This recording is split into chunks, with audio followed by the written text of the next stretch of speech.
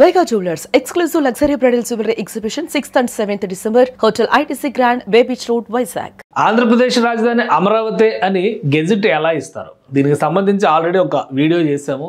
సవరణ ఏ విధంగా చేయబోతున్నారు, ఈ ప్రతిపాదనలు ఎలా ఉండొచ్చు, అలానే రాజధానిని ఇక స్థిర రాజధానిగా అంటే శాశ్వత రాజధానిగా ప్రకటించేటువంటి నిర్ణయం ఎలా ఉండొచ్చు అనే దాన్ని విశ్లేషించాం. కానీ కొంతమంది అడుగుతున్నటువంటి ప్రశ్నలు, అలానే సవరణ ఏ విధంగా చేయొచ్చు అనేటువంటి వాటిపైన ఉన్న సమాచారం, వీటన్నిటిని కలిపి మరొక వీడియో చేయాలని నిర్ణయించి ఆంధ్రప్రదేశ్కి రాజధాని ఆంధ్రప్రదేశ్ పునర్విభజన చట్టం ఆధారంగానే నిర్ణయం జరగబోతోంది అనేటువంటి విషయం క్లారిటీ ఇచ్చాం. ఆల్రెడీ దానికి సంబంధించినటువంటి యాక్ట్, ఇది ఏపీ బైఫర్కేషన్కి సంబంధించినటువంటి ఏపీ రీఆర్గనైజేషన్ యాక్ట్ 2014 అంటే 2014లో తీసుకున్నటువంటి నిర్ణయం. అప్పుడు జరిగినటువంటి పరిణామాలు వీటన్నిటి ప్రకారం చూస్తే కనుక పార్ట్ 2లో ఫార్మేషన్ ఆఫ్ తెలంగాణ స్టేట్ అనేది ఈ సబ్జెక్ట్, పార్ట్ 2లో reorganisation of the state of Andhra Pradesh అనే దాని మీద చాలా క్లియర్గా కొన్ని పాయింట్స్ని మెన్షన్ చేశారు. వాటి ఆధారంగానే ఇప్పుడు రాజధాని నిర్ణయం కూడా జరగబోతుంది అనేది మనం క్లారిటీ ఇచ్చాము. అయితే గెజిట్ ఇచ్చేటువంటి క్రమంలో ఏ నిర్ణయం తీసుకోవచ్చు, ఎలా చెప్పొచ్చు అనే దానిపైన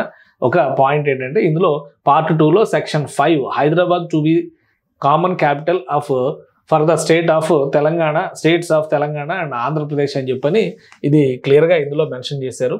అలానే రెండో పాయింట్లో ఎక్స్పైరీ డేట్ గురించి కూడా చెప్పారు. 10 ఏళ్ల పాటు ఉమ్మడి రాజధానిగా ఉంటుంది. ఇప్పుడు ఉన్నటువంటి సమాచారం ప్రకారం అంటే ఇదేదో టేబుల్ ఐటమ్ కింద పెట్టేటువంటి అవకాశం ఉండే అంశం. ఎందుకంటే ప్రత్యేకమైనటువంటి కొత్త చట్టం చేయడం లేదు కాబట్టి ముందుగా దీనిపైన పెద్ద చర్చ జరగడానికి అవకాశం లేదు.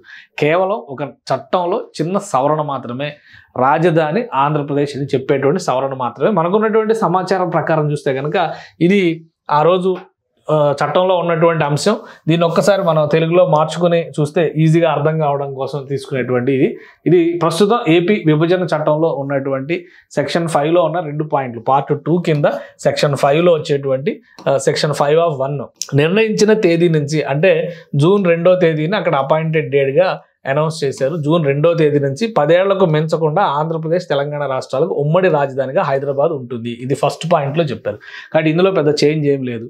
10 ఏళ్ళు పూర్తయిన తర్వాత ఏంటి అనే దాని మీద కూడా ఒక క్లారిటీ ఇచ్చారు సెక్షన్ 2లో. అదే సెక్షన్ 5(2)లో సబ్సెక్షన్ 5(1)లో అంటే ఈ పైన పేర్కొన్నటువంటి నిబంధనలో గడువు ముగిసిన తర్వాత తెలంగాణ రాజధానిగా హైదరాబాద్ కొనసాగుతుంది. ఒక స్పష్టత ఉంది. హైదరాబాద్ని తెలంగాణకి కేటాయించారు. రెండోది ఆంధ్రప్రదేశ్కు నూతన రాజధాని ఏర్పాటవుతుంది అని పెట్టారు. సో ఇప్పుడు మనకున్నటువంటి సమాచారం ప్రకారం జరగబోయేటువంటి సవరణ కేవలం ఈ లైన్లో మాత్రమే సవరణ చేయడానికి అవకాశం ఉంది. చట్టంలో ఎలాంటి మార్పు ఉండదు, ఇది లేదు. ఇంకోటి ఏంటంటే ఈ 10 ఏళ్ల గడువు ముగిసేటువంటి సమయంలో అప్పటికి రాజధాని నిర్మాణం కాలేదు కాబట్టి ఆంధ్రప్రదేశ్ ప్రభుత్వం ఏదైనా ప్రతిపాదన పంపించి మరో 5 ఏళ్ళు పొడిగించండి అనేటువంటి అడిగితే అది వేరేగా ఉండేది. ఆల్రెడీ ఇప్పుడు మనం చూస్తున్నాం పంజాబ్ వర్సెస్ హర్యానా, చండీగఢ్కి సంబంధించి అలాంటి పీఠముడి ఉన్న సందర్భంలోనే ఉమ్మడి రాజధాని ప్లస్ యూనియన్ టెరిటరీ అనేటువంటి ఒక నిర్ణయం అప్పుడు తీసుకున్నారు. అది కూడా కొంత కాల పరిమితి పెట్టారు. తర్వాత అది ఎక్స్టెన్షన్లోకి వెళ్ళిపోయింది. ఇప్పుడు దాన్ని విభజించే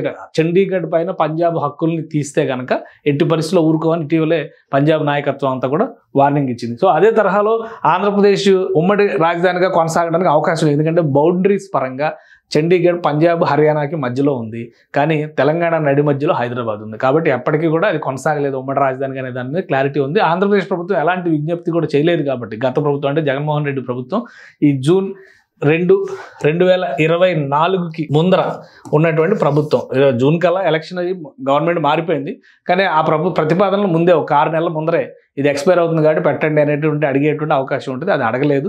తర్వాత వచ్చినటువంటి ప్రభుత్వం, ఎందుకంటే జూన్ 4వ తేదీన కొత్త ప్రభుత్వం ఎలక్షన్ రిజల్ట్స్ వచ్చినాయి, జూన్ నెలలో కొత్త ప్రభుత్వం ఏర్పాటైంది. సో కాబట్టి ఇక ఉమ్మడి రాజధాని అనేటువంటి చర్చ ముగిసిపోయినట్టే. కానీ రాజధాని ఏది అనేటువంటి చర్చకి సమాధానం ఇప్పుడు ఇవ్వాల్సి ఉంటుంది. కాబట్టి ఏకవాక్య తీర్మానంగా దీన్ని ప్రవేశపెట్టే అవకాశం ఉన్నట్టుగా తెలుస్తుంది.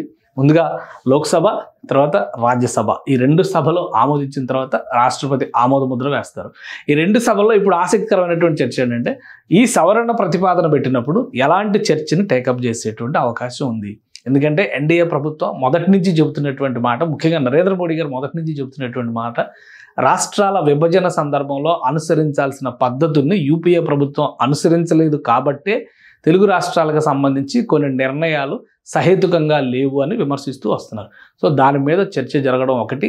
రెండు, రాజధానిగా నిర్ణయం చేస్తే ఈ ఏకవాక్య తీర్మానం ఎలా ఉండొచ్చు అనే దాని మీద కూడా కొన్ని అంచనాలు ఉన్నాయి. ఆ అంచనాలను ఒకసారి మనం విశ్లేషిద్దాం. ఒకవేళ సవరణ చేస్తే ఏ విధంగా చేయొచ్చు అనే దానికి ఈ విధంగా ఒక ప్రతిపాదిత ముసాయిదా రాజధాని పైన ఒక స్పష్టత ఏ విధంగా ఇచ్చే అవకాశం ఉంటుందంటే, సెక్షన్ 2లో సబ్సెక్షన్ 2లో సెక్షన్ 5 ఆఫ్ 2లో ప్రస్తుతం ఉన్న ఆంధ్రప్రదేశ్కు నూతన రాజధాని ఏర్పాటు అవుతుంది అనేటువంటి ఒక వాక్యాన్ని మాత్రమే యాడ్ చేసే అవకాశం ఉంది.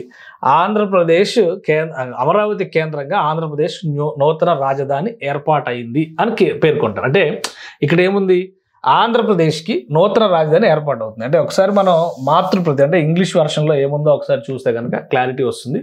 ఇందులో ఏం చెప్పారంటే క్లియర్గా సబ్సెక్షన్ 2లో after expiry of the period referred to in section 1 అంటే ఇందులో చెప్పిన 10 ఏళ్ల కాలపరిమితి, Hyderabad shall be the capital of state of Telangana and there shall be a new capital for the state of Andhra Pradesh. ఇక్కడ there shall be a new capital for the state of Andhra Pradesh అన్నారు.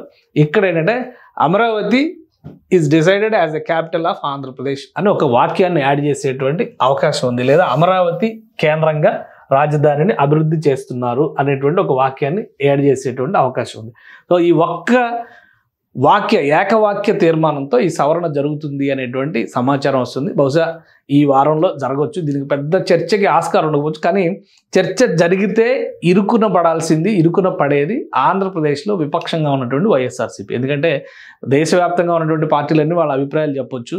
అలానే రెండు రాష్ట్రాల్లో, తెలుగు రాష్ట్రాల్లో ఉన్నటువంటి వాళ్ళు కూడా అభిప్రాయాలు చెప్పొచ్చు. ఎందుకంటే చర్చ జరిగేటువంటి విధానాన్ని బట్టి మళ్ళీ తెలంగాణ సహేతుకంగా విభజించలేదు లేదా ప్రొసీజర్స్ ఫాలో అవ్వలేదు అన్నప్పుడు తెలంగాణ నాయకుల అభ్యంతరాలు కాంగ్రెస్ పార్టీ చేసింది కాబట్టి కాంగ్రెస్ నాయకుల అభ్యంతరాలన్నీ కూడా వినిపించేటువంటి అవకాశం ఉంటుంది. వైఎస్ఆర్సీపీ ప్రధానంగా ఇక్కడ ఏ నిర్ణయం తీసుకుంటుంది, ఎందుకంటే కేంద్రం పెట్టేటువంటి ఏకవాక్య తీర్మానాన్ని మద్దతు ఇస్తే అమరావతికి జై కొట్టినట్టే, 3 రాజధానులు అనేటువంటి ప్రాజెక్టును పక్కన పడేసినట్టే.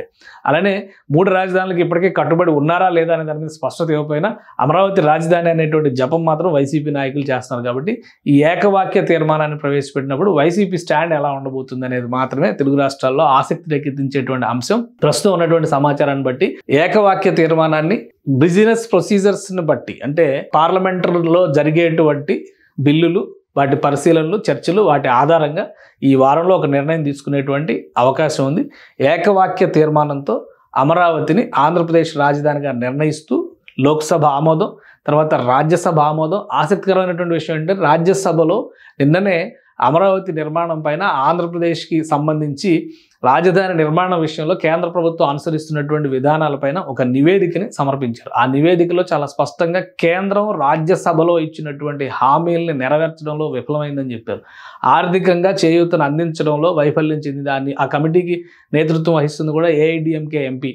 క్లియర్గా రిపోర్ట్ రాశారు. కాబట్టి ఒక విస్తృత చర్చ జరగడానికి అవకాశం ఉంటుంది. ఆ చర్చ జరిగేటువంటి క్రమంలో ఆంధ్రప్రదేశ్కి మరింత ప్రయోజనం. ఎందుకంటే ఇచ్చిన హామీలు నిలబెట్టుకునేటువంటి క్రమంలో ఇప్పుడు కేవలం గ్రాంట్లు అనేవి అసలు లేవు. కేవలం రుణ సదుపాయాలు మాత్రమే కేంద్రం కలిగిస్తోంది. ఇస్తున్నటువంటి నిధులు కూడా సముచితంగా లేవు అనేటువంటి అభిప్రాయం ఆ కమిటీ రిపోర్ట్లో పేర్కొన్నారు. కాబట్టి ఈ సవరణ, ఆ కమిటీ రిపోర్టు ఆధారంగా ఆంధ్రప్రదేశ్కి రాజధాని నిర్మాణానికి మరింత ఊతం వచ్చేటువంటి అవకాశం అయితే కనిపిస్తుంది. సుమన్ టీవీలో మీ పర్సనల్ అండ్ బిజినెస్ ప్రమోషన్స్ కోసం కింది నెంబర్కి కాంటాక్ట్ చేయండి.